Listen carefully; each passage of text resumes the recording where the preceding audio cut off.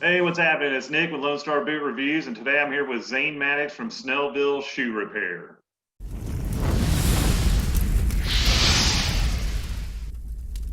Hey guys, how you doing? How's it going, Zane? Are you doing okay today? Yeah, everything's going good. Fixing some boots, saving some Yeah. souls.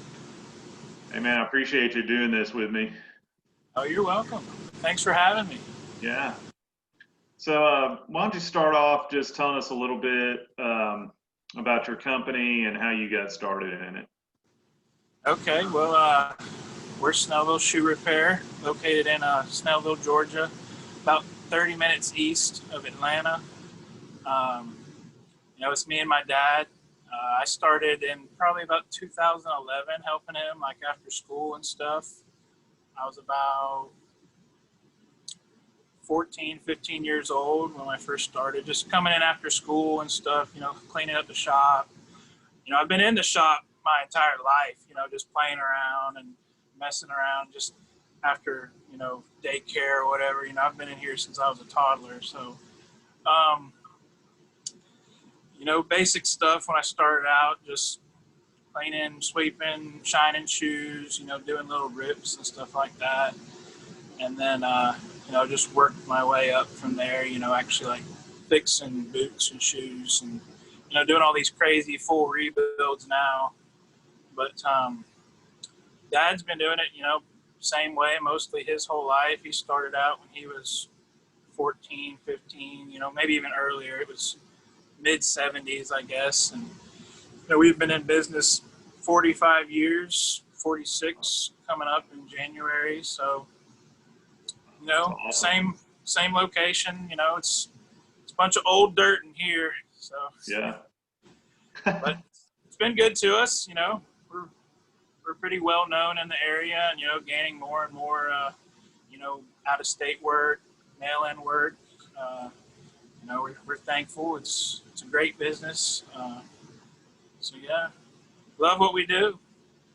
That's awesome, man. I had no idea y'all had been in business that long. That's really cool.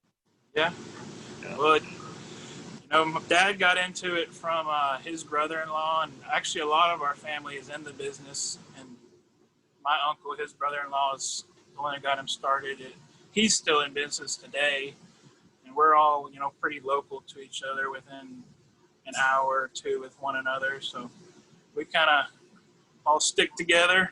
Yeah. That's It's a awesome. good pack we got. Yeah. So Zane and I are in a few Facebook groups together about cowboy boots and other things, and he gets a ton of questions in those groups. So I thought this would be a good little Q&A session to do. So what we did was we each put out a couple of posts on Facebook asking people for questions, and we got several of them. So I thought we'd just start running down the questions we got and seeing what Zane's answers are. Is that cool with you, Zane? Yeah, sounds good. All right. Well, the first one we got was from Henry Fabian Jr., and he asks, "How does Tecovas compare to other brands like Lucchese 1883s?" First off, Tecovas is really a great boot, actually. They're handmade, Leon, Mexico. The whole upper's leather, the outsole's leather. It's Goodyear welted, leather welted. Leather footbed. It's a great boot. It's probably better than most things that are on the market, actually. It's very comparable to a Lucchese 1883. I personally think it's a little bit better, actually. So it's just more well made, in my opinion. We look at them every day, break them down, fix them. And just the build quality is there. It's a great boot. There's nothing wrong with other boots, but I'm pretty biased to Tecovas. I like them pretty much, and I have both. I wear both, but I just like the way that Tecovas looks and feels, and it's made personally. But Yeah. it's great boots, both of them. All right. Next question from Jason D. Stratman. Are there any types of boots or issues that cannot be repaired? Yes and no. you know, it gets to the point sometimes where it just may not be worth repairing them. You might get to the point where you're almost rebuilding a boot, you know. You just have the shell, like the, you know, the vamp and the shaft, or sometimes even those have to be patched up and repaired. But yeah, I mean, a boot can be totally redone for that matter, but you know, some things get into that point where it just isn't, you know, cost friendly, and so it just gets to the point where you're, you know, not really worth it. But it can certainly be done.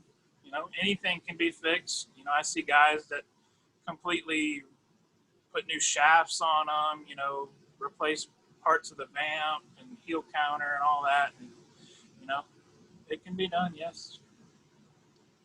Hey, Alan Eoff asks if he replaces the cork every time or only when requested, and what's his favorite type of cork to use and why? Yes, we always replace the filler material, you know, regardless of its condition or the boot's condition. I mean, even if it's, you know, a pretty, you know, new boot, you know, still the filler material breaks down and compresses after wearing it. You know, there's different materials, but a lot of boot manufacturers use like either leather, cork, or foam. And there's two different kinds of cork. Hot cork is like what they put on with like a knife. If anybody's seen those little, you know, put almost together looks like videos. a paste or something. Yeah, you like kind of paste it on. I don't really prefer that method. The sheet cork, it's like already, you know, kind of all glued together. It just seems to last better. That's what we use. It doesn't kind of crumble and deteriorate like the hot cork does. You know, that's just from my experience. So that's what we use, and then we also can use, you know, the foam and leather if necessary. But Yeah. All right, so JM De Hoyos asks Zane, what's the best welt for a cowboy boot, durability wise? Full welt, 3/4, half, pegging, or just welt stitching, etc. this one I kind of had to think about. I don't really, you know, there's not necessarily a worse construction than another. I mean, the most classic construction is the half welt with the waist, you know, either pegged or nailed. I would say that's probably the most durable. You know, boots were made to be, you know, used like, you know, on a farm or roping or, you know, whatever. And, you know, the spur and when you put your foot down in the saddle, you know, that waist part is what really catches on, you know, the saddle part, and you got to actually, you know, use that part. That's where a full stitched boot could have the tendency to come loose if it's stitched, you know, all the way back around the edge. And just from like wearing on the stirrup type thing. Yeah, the stitches could, you know, break there and, you know, possibly come loose. And so yeah, that nailed and pegged construction, I feel, is the most durable and best. But, you know, it's all different types. If you're just wearing them around town and not riding horses and stuff, it probably wouldn't be as big of a difference. Is that correct? Yeah. Yeah. Okay. Jonathan J.J. Johnson asks, I've always wondered how an outsider to the shoe repair industry might get into the shoe repair industry. Well, you know, typically you'd follow in, you know, a family footsteps like me. You know, I'm following behind Dad, you know, taking it over from him. Maybe a relative had a shop and you just, you know, learn from them. But, you know, there's a lot of shops out there that need help, and they might just kind of take on an apprentice, and then they show enough interest, they'll just buy the shop or take it over. And I've actually known a lot of guys that have just kind of went in blind, you know, taking over a whole shop. They don't really know what they're doing, but they figure it out. And, you know, they've become very successful in that way, you know. We help out a lot of other cobblers out there. You know, if they need help, we'll guide them and try to help. And the videos, you know, do that too. We have a couple YouTube videos, so that gives them a, you know, a brief overlook of things they can be doing. And so it's really all kinds of ways. Just if you show enough interest, you know, it's possible. Yeah. Just start asking around if you have to, right? Yeah. All right. Michael Minarzik asks, what is the piece of plastic on top of a stacked leather heel and what is it for? That's called a heel rand. I mean, I'm sure there's other things people call them, but they can be plastic, leather. Some boots don't even have them. Actually, they just use the sole as what they use as the heel rand. But it's kind of like a cover that covers the outsole, and it's what the spur of like a boot is used to, you know, set on. It's a heel spur rest. You know, back to really using your boots like in farming or ranching or, you know, roping or something like that. You know, you actually use them in that fashion with the, you know, the heel spur, and that'll kind of give it a place to sit back there. So. Gotcha. So the plastic would be more, so it's not digging into the leather. Yeah, it's like a kind of like a cover to, Yeah. you know, help it from messing up the sole. Sure. Okay. William Baxley says, what's the biggest misconception about boot repairs / boot resoles? Sorry. There's all kinds, but probably the biggest one I hear is, you know, my boots aren't going to fit. They're not going to feel the same. They're not going to, you know, do how they were before, you know. But that's not necessarily true. I mean, we fix them all the time and never really run into that problem.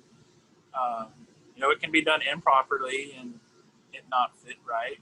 But done properly, it'll fit just the same, if not better, and feel better. And, you know, they'll last for years. So definitely a good idea.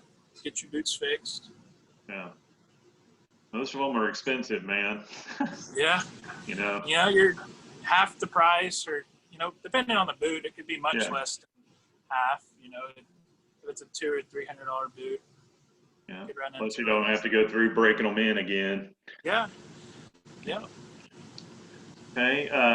Ryan Myers, what is your favorite and least favorite brands to work on?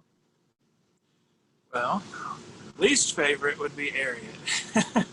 There are good Ariat boots. I'm not gonna lie. You know, well-made ones, but then you have the rubber, you know, plastic welt, you know, $120, $150 boot that just isn't really made to be fixed. They didn't design that boot to accommodate a repair. You know, they just made it to wear and throw away. It's a disposable boot. We still fix them. You know, you don't save as much money as you would if you had a nicer pair, but they still can be fixed. And then boots that I like to repair, Tecovas. Like I said, I'm biased to Tecovas. I like them. You know, they're nice to work on. They always finish out good and provide good results. And then another brand would be Lucchese. The higher end Lucchese's, like the classics and handmades, are always good to work on. There's nothing wrong with the lower end ones. They just sometimes, you know, don't have as good of materials to, you know, work with. Sure. Then Blackjack. I really like Blackjack. They're really made well, and, you know, those are my top three right there. Gotcha.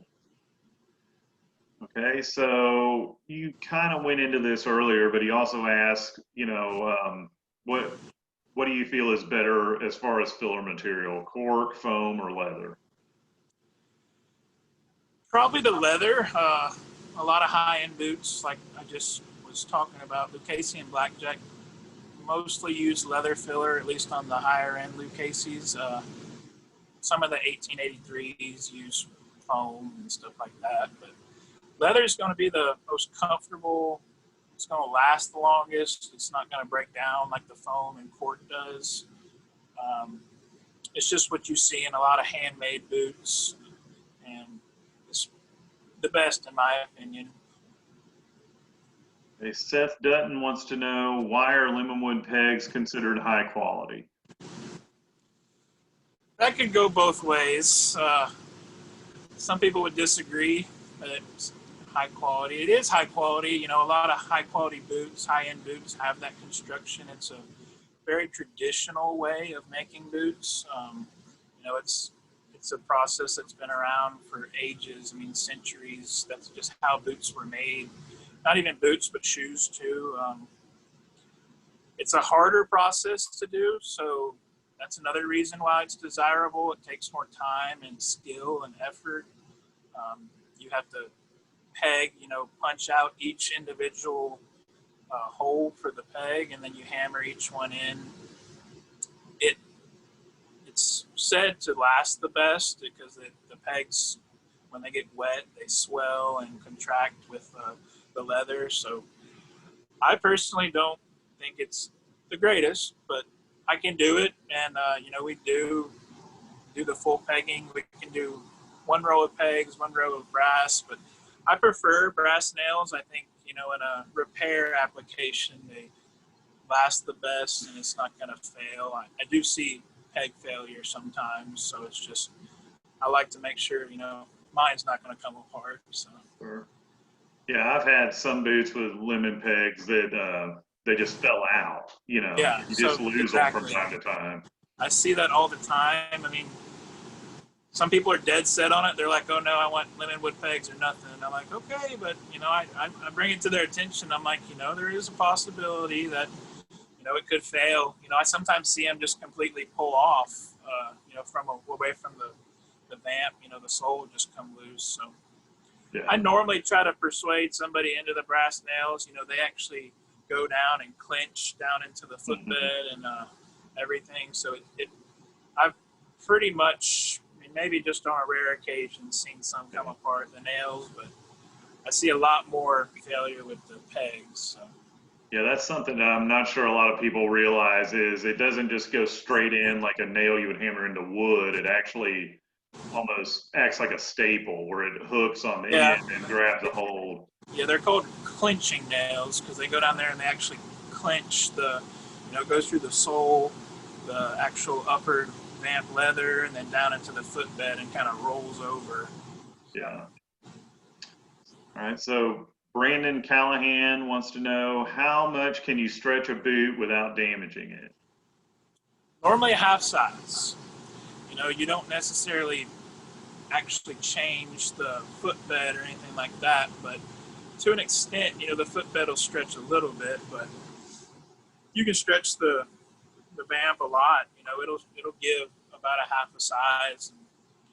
You know, normally if you have a pair that's tight, just a little bit uncomfortable, you know, you can make it work. You know, you can stretch it up that much, but if you're like a size or way off, you know, it's never gonna come down that much. So. Yeah, I would imagine it, you know, about as much as it would, you know, you've noticed a boot stretching naturally over time of wear, right? Yeah, kind of like breaking them in. So yeah. If you can tolerate it, you know, when they are uncomfortable, if you can tolerate it, you know, you just need them stretched a little bit, then yeah, I would suggest, you know, getting that done. So. Okay. So Mike Martin asks, can you just replace the heels on a pair of boots as opposed to resoling the whole thing? Yes.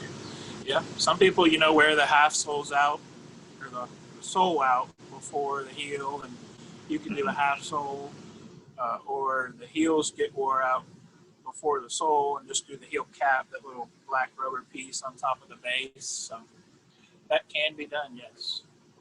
And Jesse Largrand is kind of piggybacking off that. He's asking, can heels be lowered? And I think what he means is, can you change the style of heel on a boot? Yes. Like a typical cowboy heel is going to be 1.5 inches, 1 3/4, and you can normally lower that to, say, 1 inch. You know, you can't always go to like a roper heel or something. I mean, not 1 inch, I'm sorry, a 1/2 inch. You can, you know, actually get the heel to be 1 inch. You can't take it down to like a roper heel, like a 3/4 inch heel, because then the arch is just way off and it's not going to sit properly. Right. But yeah, so heel can be lowered some, and it can be raised as well. You know, if you wanted a higher heel, you can go that way. Yeah. And he also wants to know half soles versus whole soles when you're resoling boot? I prefer whole. That's the best way to resole them. You don't have any possibility of that shank area, where you have to make the meet. It's normally right below, right in front of the heel. That part's just glued and, a couple nails put in it. And there's always a possibility. I mean, we do our best to keep it together if we can, but there is a possibility of it coming loose. So just so there isn't any failure, I like to just go ahead and do the whole new leather. The whole thing is replaced. So there's no old stuff. It's going to, last the longest, and it's not going to cause any problems down the road. If you're not hard on your boots, if you don't work in them or you just kind of dress boots, half soles are normally fine. So it is a possibility. And cost-wise, how much are you saving by doing that? I mean, is it half the price or just a few bucks less or what? It's normally, if you just do the half sole, not the heel, half sole is going to be drastically less, because when you do a whole sole, you have to do the heel base or the heel, because you take the heel base off. Sure. And while you're doing it, you kind of tear up the heel cap. So half soles versus heels, like half soles and heels and whole soles and heels, they're not much difference. I mean, if you're going to do that, you might as well just go ahead and do the whole thing. Gotcha. It always turns out better too. It's, everything's new. Yeah. Okay, he asks, can you change styles completely? Styles, yeah. You can, change a boot all around. It could be relasted. That's a process where you can change sizes or toes or, toe shapes, and you could dye them. You could dye a pair of boots. I say whatever color, but not necessarily whatever color. A darker color. If you had a light color pair you didn't like, you could like a medium brown or dark brown, black, navy, cordovan, like a black cherry or something. So yeah, I mean, you can play around and change everything up, but it gets into a matter of, how much you're wanting to invest into them. You can go as mild or wild as you want. It can get kind of crazy. Yeah. And he wants to know, what do you look for in a good, reputable cobbler? I would suggest reviews. Definitely do some research. That's pretty much common in today's time. If everybody's pretty much on Google or something like that, Yelp, Facebook. Do a little research, see if they do good work, if they have a lot of pictures, what their previous customers have to say.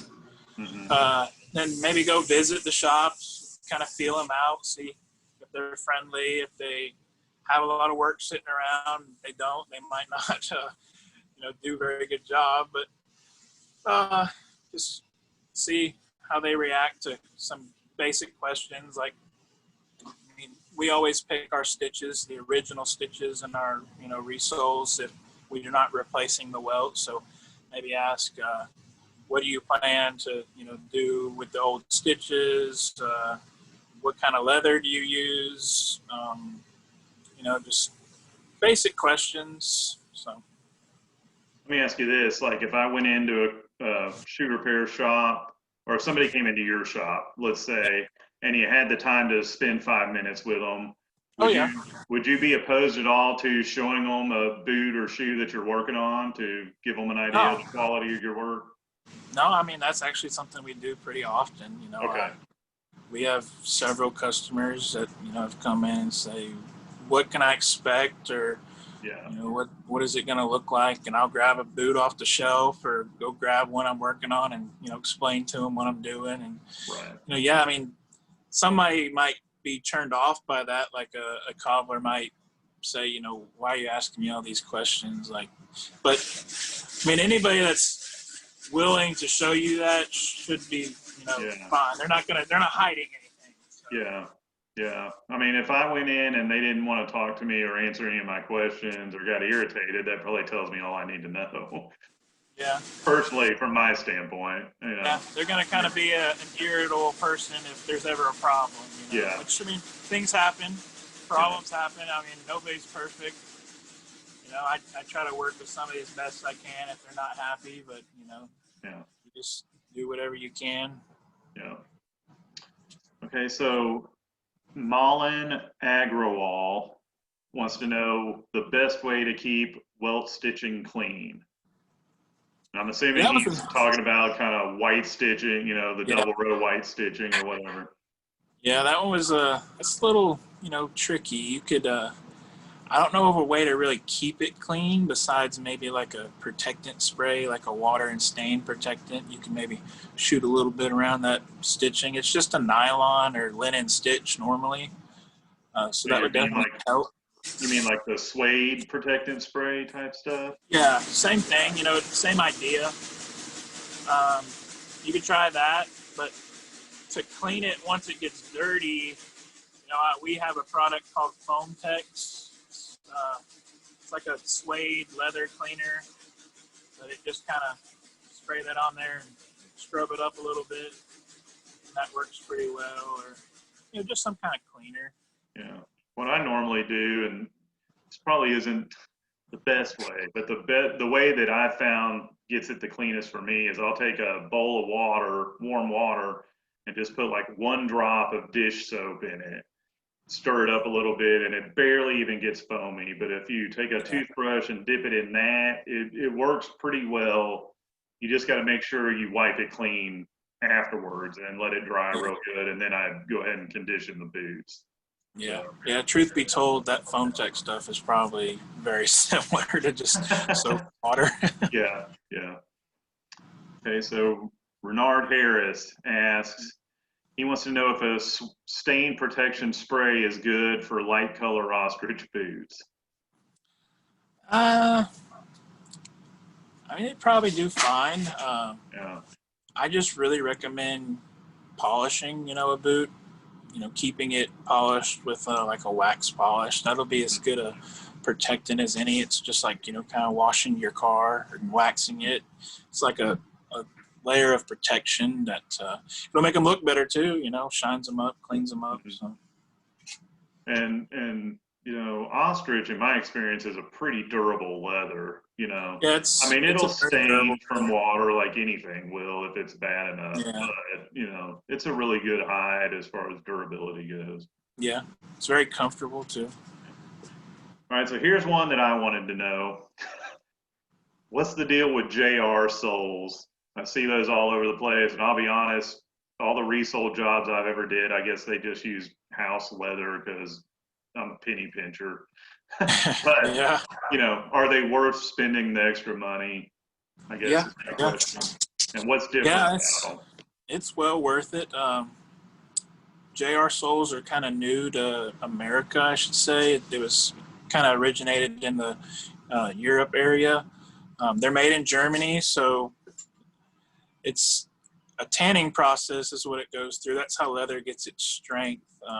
Traditional leather, what's used on most boots, is tanned a short period of time, 30 to 90 days, and it's tanned with synthetics and stuff like that just it soaks up these chemicals and it kind of gives it a little bit of strength. But JR is pit tanned. It's a process where they have these vats that they lower the leather hides down into the pits, and they put like oak and bark and nuts and all kinds of stuff that it's natural. The leather soaks up all that stuff, and it's tanned about 9 to 12 months, depending on the thickness.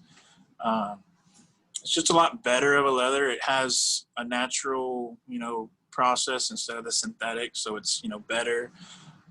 It has a really strong, dense fiber instead of like other leather would be real porous and fleshy, I should say. And it's semi-waterproof. I say water resistance. But it is better, and it's for a little bit of extra cost. It's well worth it. I can't really say it's going to last how much longer, but it does last longer than a regular piece of leather. Okay. And another one this was my question, I'll just say that. Is relasting a boot cost effective if you're wanting to just change up a toe shape or whatever?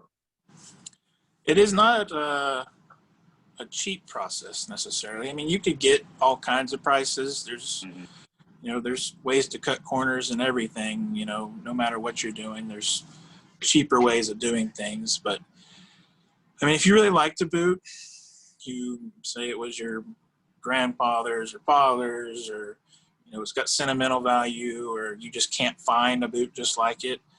Yeah, if you wanted to change it up, change the toe, change the size, you wanted to keep your dad's boots, but you were a different size. Yeah, I mean, it would be worth it. It's, it's not cheap. Like I said, you could get a price anywhere from 200 to 600 to $1,000, just depending on how crazy you want to get. But I mean, we do it. A lot of people like to kind of have a custom boot, so to speak, without paying a full custom price. So Sure, makes sense.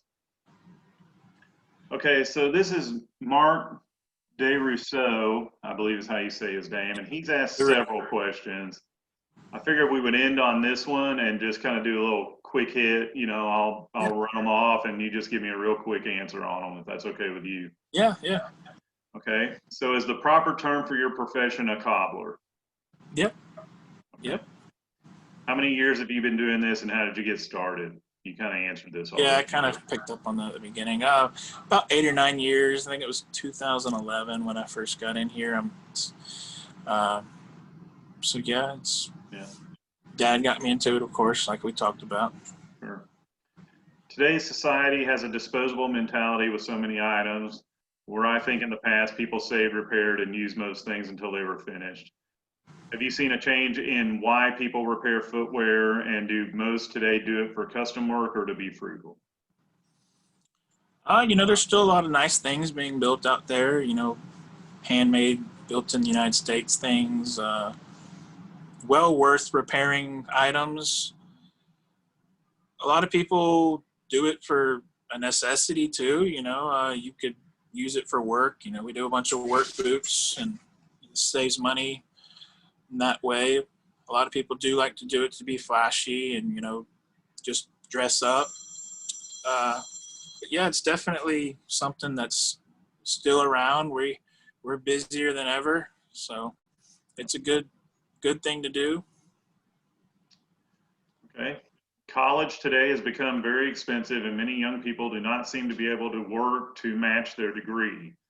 A new focus has been on the trades. Do you see a future in your industry for a young person wanting a good career in your field? Yeah, especially in today's times.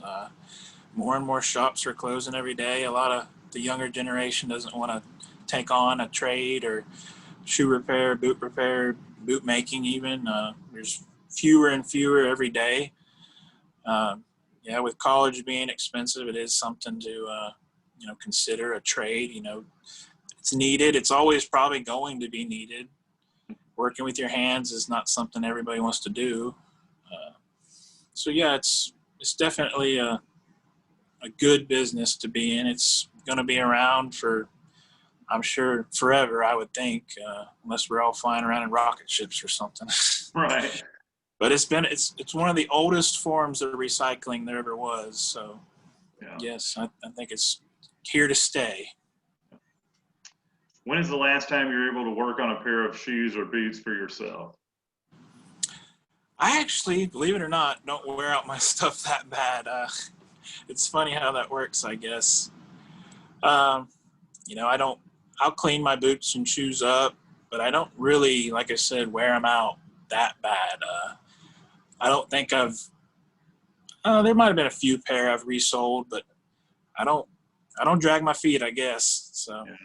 but I do, keep them up, but I don't necessarily repair them very often. All right. The current pandemic has been difficult on so many people economically, yet there are many positives that have happened we do not hear about. How has this affected your business, and do you think people will continue to appreciate and keep what they have?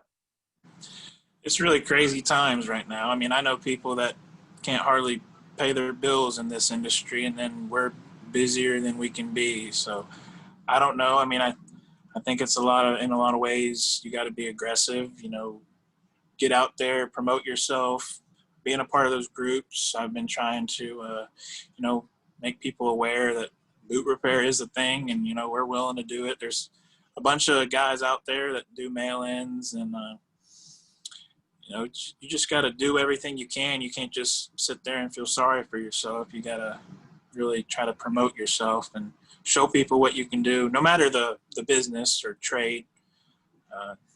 Just get out there. It has always been a pleasure for a parent to know their children are interested in what they do. Will your business continue within the Maddox family? I guess if there's going to be a little Maddox one day, I guess maybe.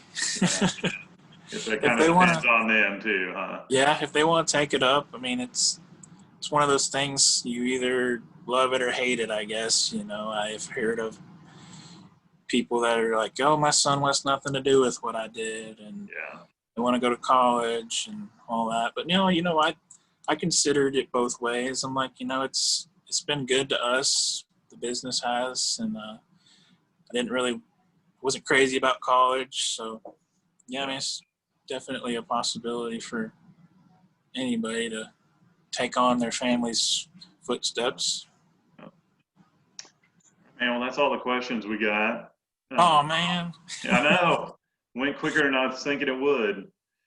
Why don't you go ahead and let everybody know how they can get a hold of you in case anybody's interested. Well, it's just Snellville Shoe Repair across all kinds of social medias, Facebook, Instagram. We're on YouTube. We got a couple of videos. One thing I need to do is try to make some more and let people see what we do. We do some pretty crazy stuff that I don't always document, but you can find us on all those. Call us 770-972-5502. Email us. You know, you can find all that information on our social media and stuff like that. But I'll go ahead and link all that. I'll put all that in the description as well. Okay. Well, I appreciate it. Yeah. Man, I really appreciate you helping me out with this. This has been a lot of fun. Yeah. Thank you. Thanks for having me again. I learned a lot too, so that's always good. Yeah, I'm sure there's other questions out there. Those were just some of the basics, but Well, if anybody has any other questions, just leave them in the comments, and we'll get to them. I'll pass them on to Zane, and either he or I will respond to you. Yeah, I can get on there occasionally and answer them. Yeah. All right, man. Guys, I really appreciate y'all watching this. Don't forget to like, comment, and subscribe, and check out my Patreon down below. I'll see y'all on the next one. Take it easy.